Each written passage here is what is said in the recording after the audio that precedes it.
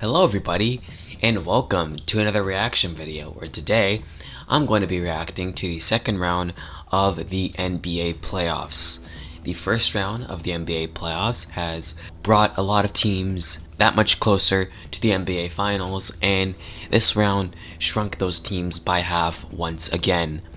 8 teams made it to this round and only 4 came out, and it's 4 that you did not expect to come out of these rounds.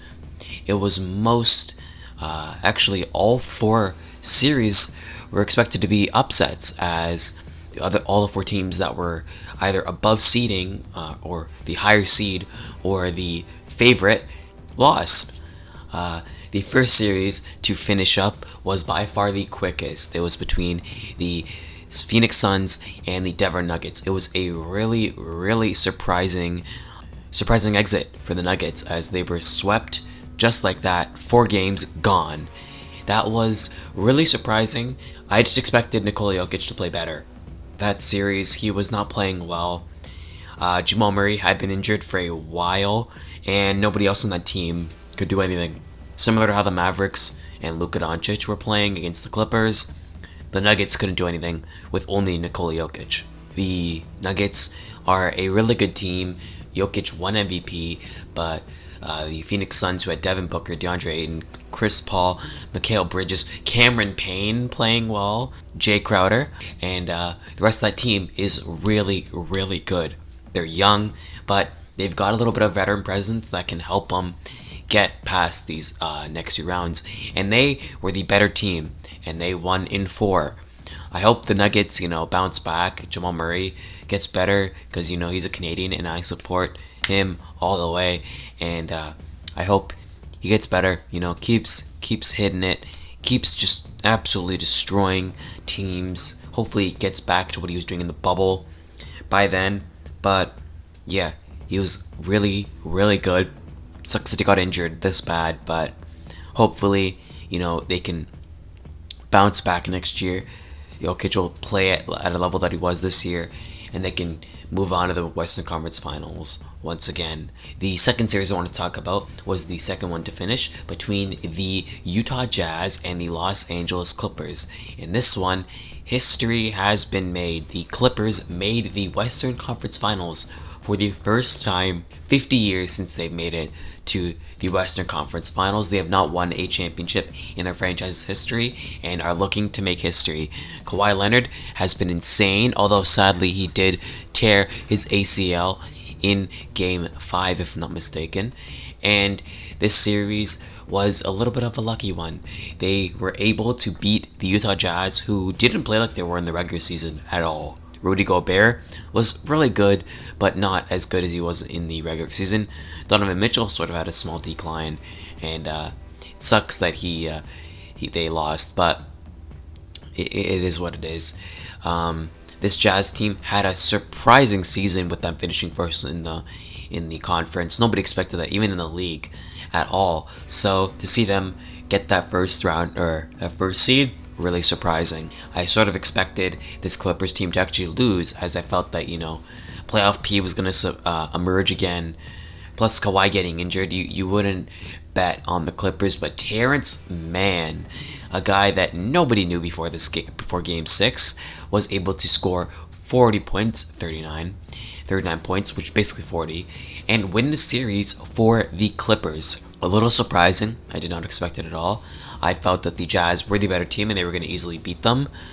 But that wasn't the case. The Jazz were unable to beat the Clippers after being up 2-0 and 3-2 in the series. So the Phoenix Suns and the Los Angeles Clippers will be playing against each other in the Western Conference Finals. 2 teams that you never expected. The third series to finish was the first Game 7 series of this video. 2 of the 4 series.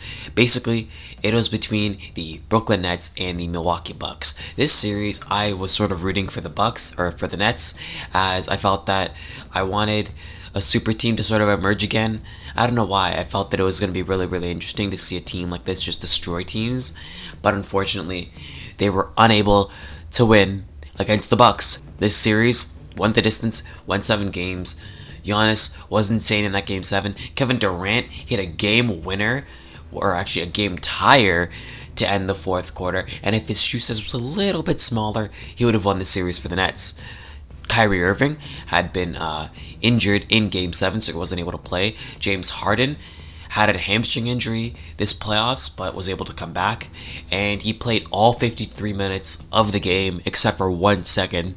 Except for the 1 second that he was on the inbound. And it was really, really interesting to see this Bucks team make it, as nobody expected it.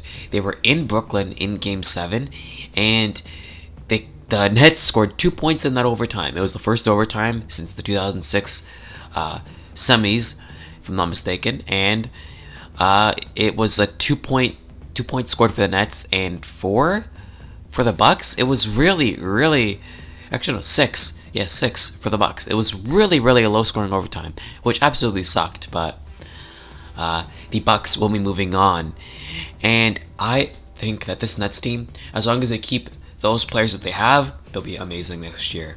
The final series I wanted to talk about is between the Philadelphia 76ers and the Atlanta Hawks. This series also went to 7. It was the final game to finish, and this one was another upset.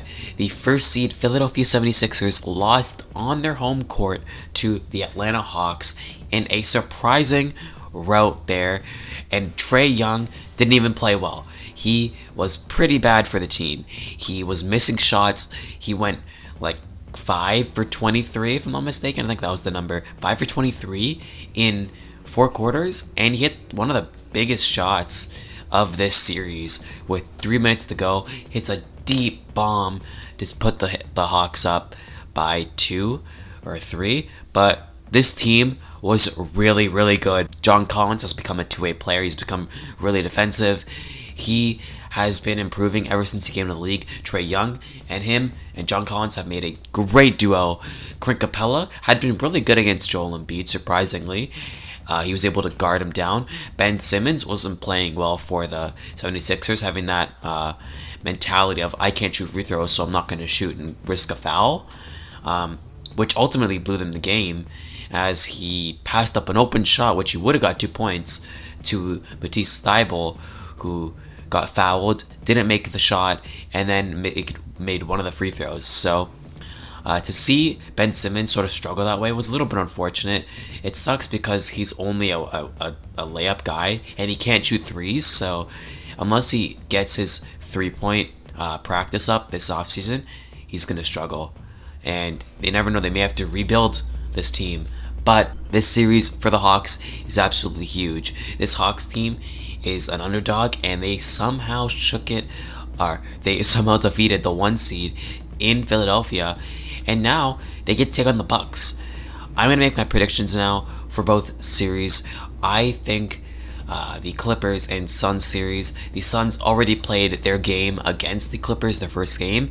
The Clippers had lost to the Phoenix Suns, and I think that this series will go to 6 games, and the Clippers will lose 4-2 in 6 games, and it'll be a surprising end for the Clippers, and the Suns will make the Western Conference Finals, the NBA Finals, for the first time since Charles Barkley, if I'm not mistaken. Yeah, Charles Barkley, when he played against Jordan.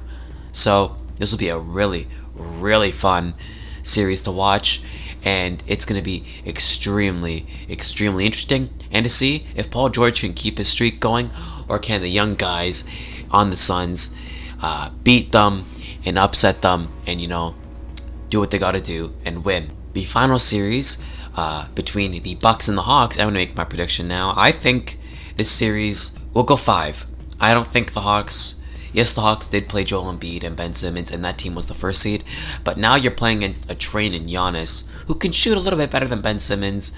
And you're playing against Chris Middleton, Drew Holiday. This team is really good. They beat the Nets, who I consider to be the best team in the league. So to see them beat that team gives them all the momentum in the world. They've got home court advantage. I think this series will go 5. As if Giannis plays like he did in that Game 7, it's over. It's over. The Bucks will make the first first finals appearance in their franchise, or maybe with Kareem, I'm not sure, but in a long time. And it'll be a Suns Bucks NBA Finals, which is something that nobody expected. But yeah, this is going to be very, very fun. The Eastern and the Western Conference Finals are going to be very, very enjoyable to watch. Hope you enjoyed this reaction video. I will be making one for the third round of the NHL playoffs before the Stanley Cup Finals.